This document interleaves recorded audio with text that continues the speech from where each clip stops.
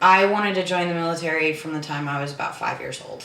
My whole family was in the Army. I grew up on, like, going to Fort Sill to visit my grandparents, and I just thought that was the way to go. Okay. Life experience. Needed to figure out what to do with my life, and that was a route to do that. First place. Young, average 18-year-old kid that wanted to be a warrior, wanted to be a Spartan. I wanted to get away from my home.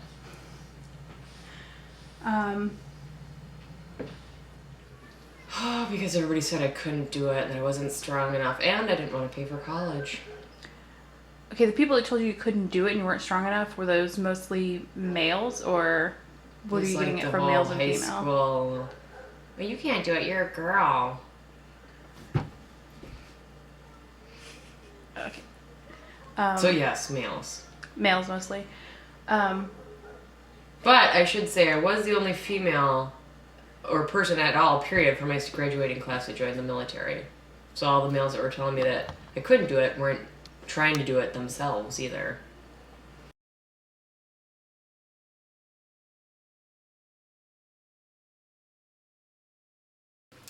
No, not really. No. No. No? No.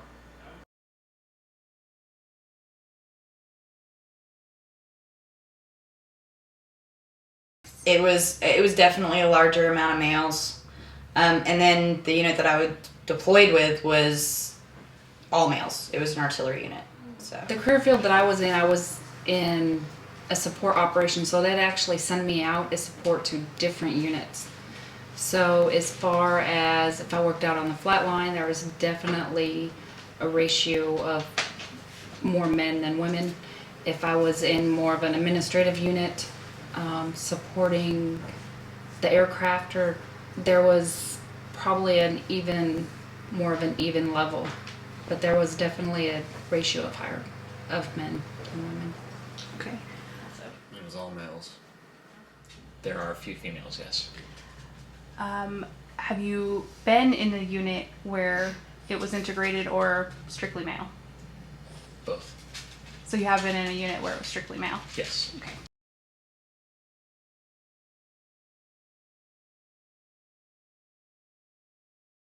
So, I did have an incident, not in my unit, but when I was in training in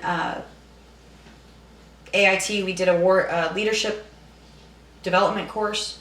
It was an obstacle course.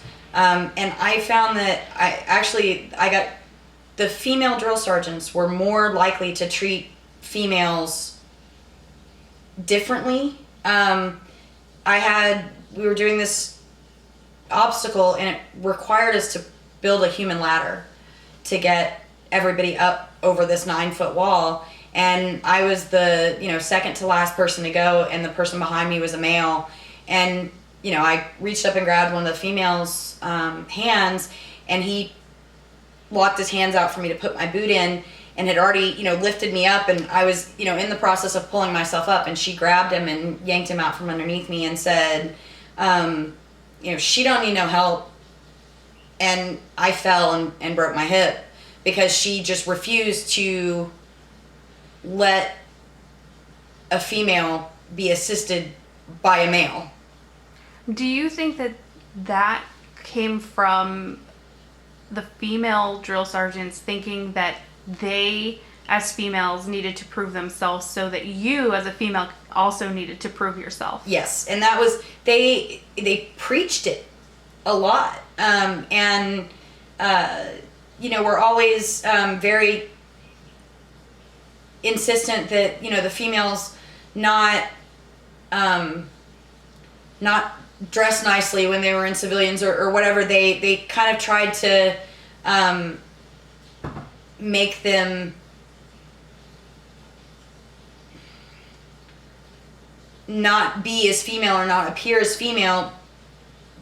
But I think it was because in the time frame when they came in, I believe they were treated a lot differently. Especially, I don't know why, but it seemed like all of the female drill sergeants were under 5 feet tall. So there's kind of a little bit of that Napoleon complex too.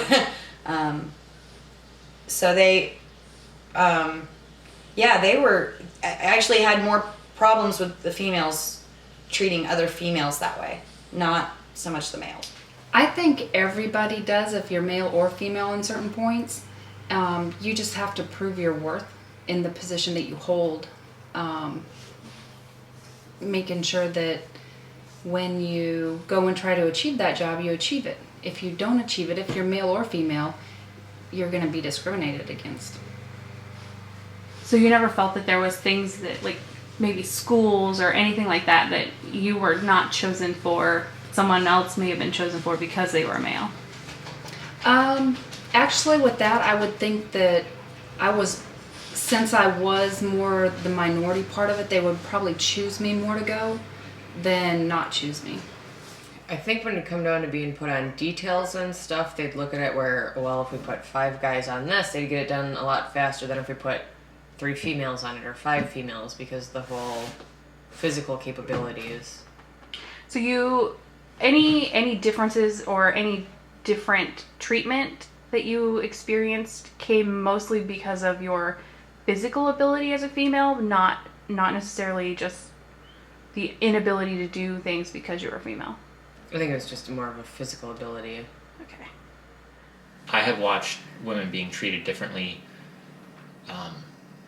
in that usually at like the lower ranking roles, a lot of times the young guys will try to do things for the women. So not in a bad way, but maybe. It's a very bad thing. It's very negative because then they don't learn their job. It's extremely counterproductive.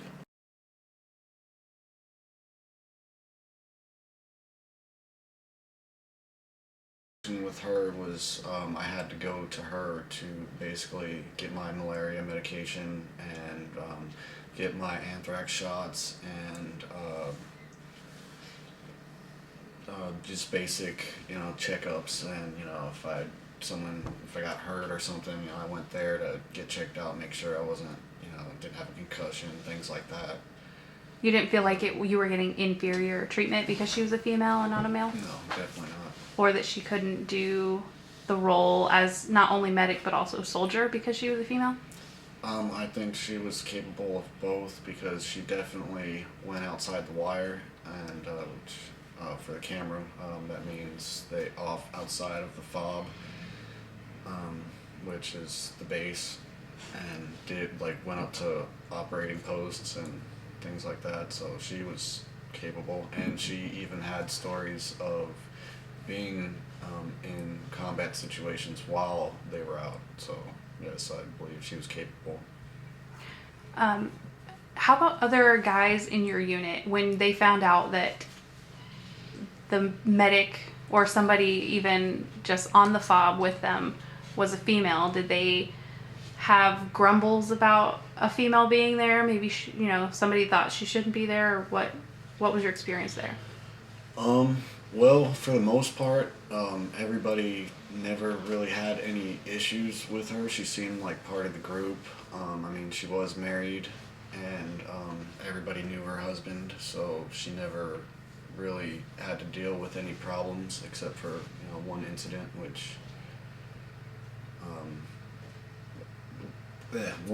where one guy was friends with them, and people were accusing them of having something going on, but I think that was speculation and jealousy, again, like the first example I had with Billy likes Sarah and so on.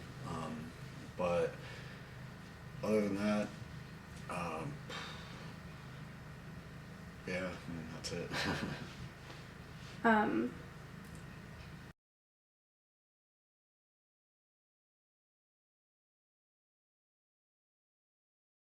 I think it's really awesome, simply because it's already been happening.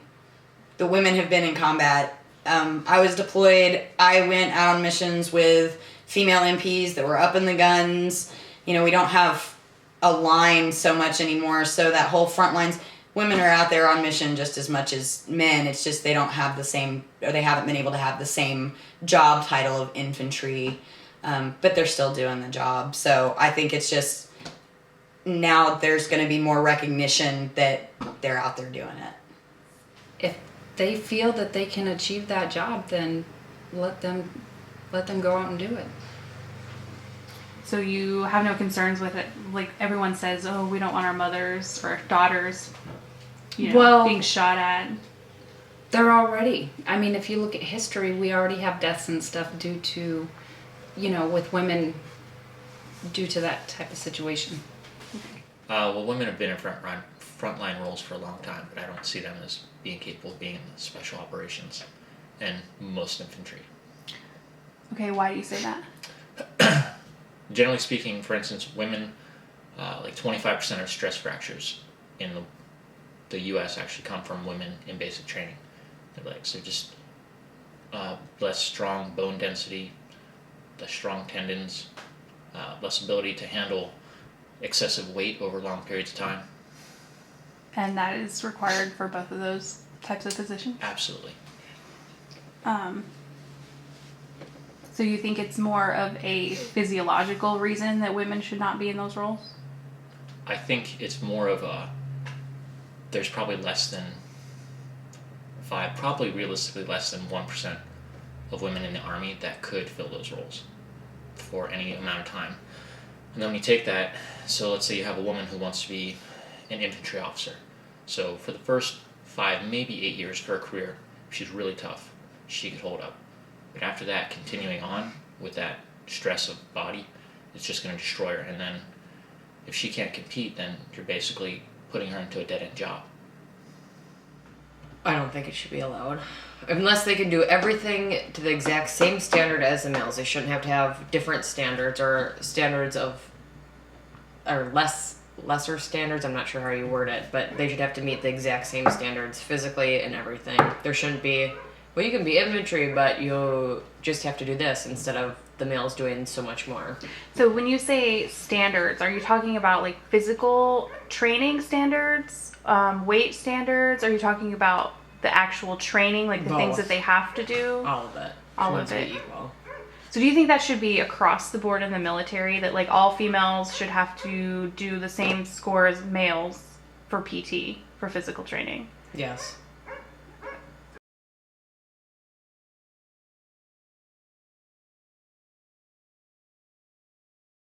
Oh wow, that's a tough one. I'm kind of torn. I